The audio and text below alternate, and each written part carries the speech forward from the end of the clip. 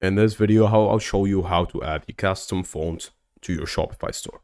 You can achieve this on two ways. First of all, make sure you head to your online store, themes, click on customize, and then this will pop up. Head to the theme settings on the top left corner.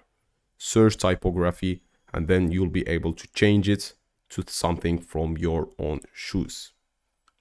You can even use, if you head back to here, let's open the new tab. Head to apps, search recommended apps, open the Shopify app store, close this tab right here for making it organized. And then basically you're gonna search the apps and here look for typography. You might find something interesting as will help you use Google Fonts and stuff like that. But as I said, it's simple and easy to just do it this way. See you guys in another video.